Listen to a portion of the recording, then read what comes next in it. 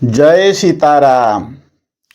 भगवत प्रेमी मोर प्रिय दर्शक मंडली मानकु आज भिडियो रे पुणी थरे स्वागत। दर्शक मंडली माने को पाखरे आज प्रसंग आमे कही रखुछु। संयमी पुरुष माने किपरि भावे संसार को देखती, अर्थात जो माने संयमी पुरुष से संसारटा सब रात्रि सदृश होता है। आपण मैंने शुणिक आश्चर्य होते रात्रि सदृश ये शब्दटा लगे कारण कौन? ये देखु दर्शक बंधु, संयमी पुरुष माने संसार जो प्रकार चलन, संसार गति जो प्रकार भाव बर्तमान चली से गति सब कौन ना पतन आड़ उत्थान आड़ को नहीं। कारण ये गति केवल भौतिक प्राचुर्य भोगविलासर गति। एथिरे जो क्षणिक विषवासना लोक माने मज्जी केवल से भितर बुड़ी जाउछंती, अर्थात दिन भितर गति न करी से माने राति भितर गति करुछंती। राति रे आमे गले कौन हुए ना बाट दिसेनी, आमे कौन सी खाल जगार पड़ी आमे कौन हो ना आम अंग क्षति हो, आम असुविधार सम्मुखीन होचे, आम आगू जापारे। तेणु जो माने संयमी पुरुष से भली से माने कौन करती ना संसार रात्रि सदृश देखती। तेणु संसार गति जो भली अवस्था धावमान रोचे से माने से गति केवल गति करती ना। कहीं देखु आपण मैंने जानिथिबे वर्षा दिन जितेबले नद नदी सबू पूर्ण मात्रा रे परिपूर्ण हो जाउची वर्षा रे, सेति बेले से पानी कौन होची ना सबू बही जाइए समुद्र में मिसी जाउची। किंतु समुद्र कौन सी परिवर्तन हो नहीं। समुद्र रे पानी ना अधिक होची ना कमुची ना कौन होची, किछ होनी। समुद्र निज मर्यादार सब अक्षुण्ण होगी रहुची। ठीक से भली खरा दिन मध्य समुद्र नद नदी शुष्क हो जाउची, किंतु समुद्र शुष्क होनी, तार पानी जेतिक सेतिक रहुची। तेणु सी भी सेतिक बेले तार निज मर्यादार अक्षुण्ण रहुची। तेणु निज मर्यादार सब स्थित रहुथिबा समुद्र जेपरि स्थित रहुची, संयमी पुरुष माने सबुले निज मर्यादार स्थित रहती। केमती ना संसार प्राचुर्य भोगविलास तांको सम्मुख को जेते मात्रे आसिले मध्य से माने संसार भितर थिले मध्य तांको पाखरे को भोगविलास जेते आसी तांको सामने पहुँचले मध्य तांको अंतकरण रे सेगुडी कौन सी विकार सृष्टि करि पारे नाही।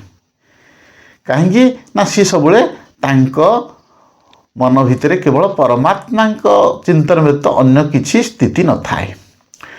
तेणु यही जो परमात्मा स्थिति पाखे सदा सर्वदा थाए, संसार भोग्य पदार्थ सम्मुख आसिले कौन सी क्षति करि पारि न थाए। तेणु संयमी पुरुष मैंने सदा सर्वदा संसार शांति बसवास करते, शांति जीवन कटाती। केवल परमात्मा चिंतन व्यतीत संसार अन्य कौन सी जिनस न थाए। किंतु आउ एक कथा आम जानिया पाइबा, ये जो नद नदी जलटा आर दृष्टांत आम आपण मानक देलु, समुद्र मिसिले किपरि समुद्र निज स्थिति अचल रहे। ए दृष्टांति स्थित प्रज्ञ व्यक्ति मान पाखरे केतेकांशरे मध्य ठीक हो न था। कहीं ना ये नदी जल आ समुद्र जल एथिरे सजातीयता भाव अच्छी। सजातीयता भाव कौन ना नदी जल समुद्र अच्छी, समुद्र जल भी नदी जल अच्छी। एक गोटे जल गोटे जेहेतु से जल समुद्र अच्छी, से जल नदी भी अच्छी। यही दृष्टि कौन ना सेटा सजातीयता भाव कहुँ। किंतु संयमी पुरुष मान पाखरे स्थित प्रज्ञ संयमी पुरुष जो मैंने अच्छा से पाखरे सजातीयता भाव समुद्र नदी जल भली न थाए। कहीं ना ये तांको पाखरे ये जिनस आकाश पाताल फरक।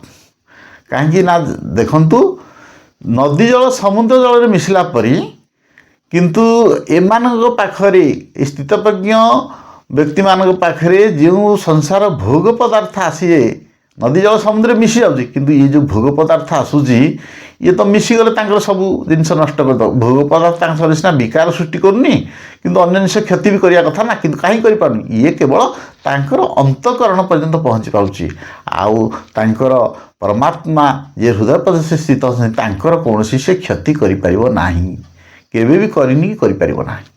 तेणु ये संसार भोग पदार्थ आसे केवल तांकर अंतकरण पर्यंत तांकर अनुभव पर्यंत से माने तेणु तांकर विकार सृष्टि करिपारे नाही कि अंतकरणर आगक मध्य जाई पारे नाही।